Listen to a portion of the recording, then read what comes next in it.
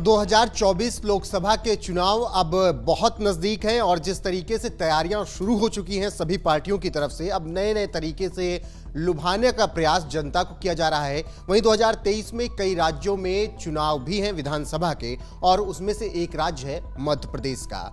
और हम अब जो बात करने जा रहे हैं वो है कांग्रेस के सरेंडर का। हिंदुओं से डरी हुई नजर आ रही है नम्रता, और हम ऐसा क्यों कुछ कह रहे हैं, खबर आप बताइए। बिल्कुल, देखिए, मध्य प्रदेश में विधानसभा चुनाव होने हैं रोहित, अब से 5 से 6 महीने के बाद। एक बड़ा मुद्दा है हिंदुत्व। अक्सर बीजेपी कांग्रेस पर यह आरोप लगाती है कि ये हिंदुओं का अपमान करते हैं, सम्मान नहीं करते। कई सारे ऐसे मुद्दे देखे भी गए हैं, कांग्रेस नेताओं के बयान भी सामने आए हैं जिनसे साफ तौर पर ये सारी चीज समझ में आती है। अब क्यों रोहित ने कहा कि सरेंडर करने जा रही है कांग्रेस, इसके पीछे की वजह यह है कि मध्य प्रदेश से चौंकाने वाली खबर सामने आई है। चौंकाने वाली इसलिए क्योंकि सोचिए, कांग्रेस के कार्यालय पर भगवा ही भगवा लहरा दिया गया है। भोपाल से ये खबर हम आपको बता रहे हैं, जहां पर कांग्रेस का कार्यालय है। अब तक तो यहां पर तिरंगा ही लहराया गया था, लेकिन अब यहां पर हर तरफ भगवा ही भगवा नजर आ रहा है। और इसके पीछे की एक वजह यह बताई जा रही है कि चूंकि अब मध्य प्रदेश में चुनाव होने हैं, तो ऐसे में कांग्रेस ये दिखाने की कोशिश कर रही है, ये जताने की रोहित कोशिश कर रही है कि देखिए, हम भी हिंदुओं के साथ हैं। हमारे बारे में जो कुछ भी कहा जाता है या बीजेपी जो भी एजेंडा फैलाती है वो सब झूठा है।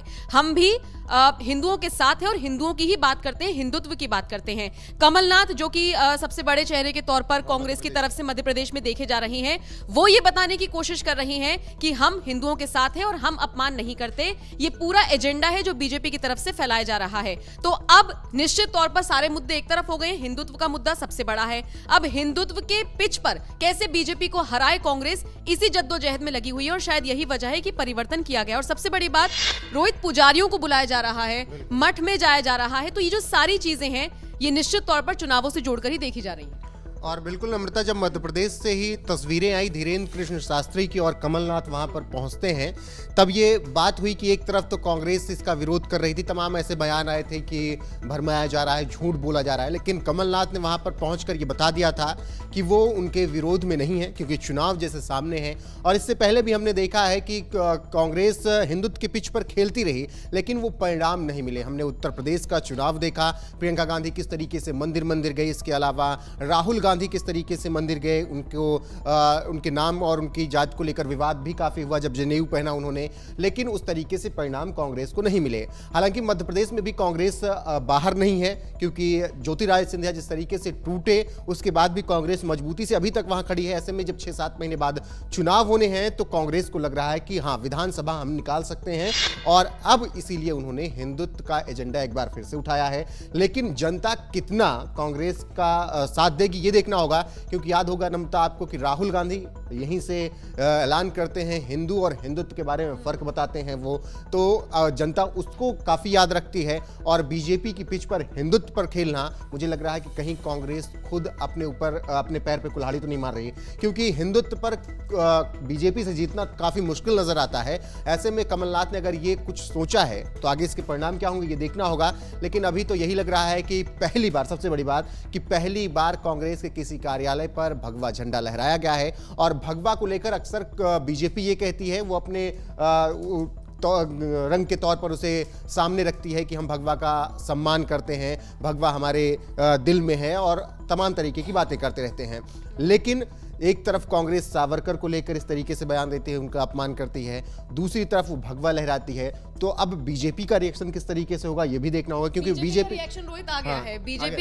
बीजेपी नेताओं का ये कहना है कांग्रेस को लेकर, कांग्रेस नेताओं को लेकर, कि कुछ नहीं है, ये इच्छाधारी हिंदू हैं, ये कहना है बीजेपी नेताओं का। और सीधी सी बात है, हाँ, सीधी सी बात है, कोई अगर कदम उठाया है कांग्रेस ने और बीजेपी इसकी आलोचना ना करे, और कदम भी तो ऐसा ही उठाया है ना कि मतलब आप कह लीजिए नकल कर रही हैं। जिस भगवा को लेकर अब तक आप आलोचना करते थे, आप बीजेपी नेताओं पर तंज कसते थे, आप सीधा सीधा कहते थे कि मुसलमानों के विरोधी हैं मोदी योगी, बीजेपी मुस्लिम विरोधी है, सिर्फ एक पक्ष को आगे लेकर चल रही है, और आज आप भी वही करने की कोशिश कर रहे हैं। तो ये जो दोहरा रवैया है, तो पब्लिक भी सब समझती है, जानती है, और यही वजह है कि बीजेपी नेताओं ने इच्छाधारी के तौर पर इनको प्रेजेंट कर दिया है। ये नई बहस मुझे लगता है अब शुरू होने वाली है। और बिल्कुल नम्रता, और मुझे लगता है कि अमित शाह ने ऐलान किया कि हम जनवरी 1 को आपको देश को मंदिर दे देंगे, बनकर तैयार हो जाएगा। और हो सकता है कि प्रधानमंत्री नरेंद्र मोदी वहीं से शुरुआत करें चुनावी कैंपेन की भी, जब वो रामलला को स्थापित करेंगे। तो वो सब 2024 की तस्वीरें दिखेंगी। और अभी से जो तैयारी कांग्रेस कर रही है उसका 2024 में परिणाम किस तरीके से दिखता है ये देखना होगा, क्योंकि अब तो कांग्रेस लगातार आप देखिए तो उसके साथ कुछ अच्छा नहीं हो रहा है। राहुल गांधी की सांसदी चली गई, फिर इसके अलावा अब किस तरीके से राहुल गांधी आगे चुनाव में किस तरीके से वो क्या जिम्मेदारी उठाते हैं ये देखना हो। तो मुझे लगता है कि कहते हैं ना रोहित कि जब आपके बुरे वक्त बुरा दौर हो आपका, तो अगर आप ऊंट पर बैठे तो भी आपको कुत्ता काट लेगा। वही वाली चीज है, ललित मोदी जो है वो भी कोर्ट में घसीटने की बात कर रहे हैं राहुल गांधी को। और बिल्कुल, और जहां तक अभी अडानी के मुद्दे पर कांग्रेस घेर रही थी, अब हिंदुत्व पे आ गए वो, तो मुझे लग रहा है कि कांग्रेस कहीं ना कहीं अभी कंफ्यूज है कि उसको किस ट्रैक पे चलना है। फिलहाल जो खबर आई है वो हमने आपको बताया कि मध्य प्रदेश के कांग्रेस कार्यालय कमेटी पर पहली बार भगवा झंडा लहराया गया है और उसके बाद से ही ये चर्चाएं शुरू हो गई हैं कि ये इच्छाधारी हिंदू हैं, चुनावी हिंदू हैं, ऐसा बीजेपी की तरफ से कहा जा रहा है। और 6 से 7 महीने में वहां पर विधानसभा चुनाव होने वाले हैं, तो कांग्रेस किस तरीके से प्रदर्शन करती है इस पर सबकी नजरें होंगी। बाकी 2024 में क्या कुछ परिणाम निकल कर आता है ये भी देखना होगा। फिलहाल नम्रता अगर कुछ कहना हो उसके साथ हम खत्म करते हैं। बस यही वाली बात है कि पब्लिक है, सब जानती है, तो पब्लिक अच्छे से समझ रही है कि कांग्रेस किस रास्ते पर चल रही है। और जैसा रोहित आपने भी कहा कि कंफ्यूज है, किस ट्रैक पर जाना है, कंफ्यूज है। मुझे ऐसा लगता है भारत जोड़ो यात्रा जब राहुल गांधी ने निकाली तो एक थोड़ा सा पॉजिटिव फैक्टर उनको मिलने लगा था, क्योंकि लोग उनके साथ जुड़ने लगे थे। लेकिन उसके बाद ऐसा लग रहा है कि वो फिर से भटक गए हैं और अब हिंदुत्व की राजनीति शायद कांग्रेस को उल्टी भी पड़ सकती है।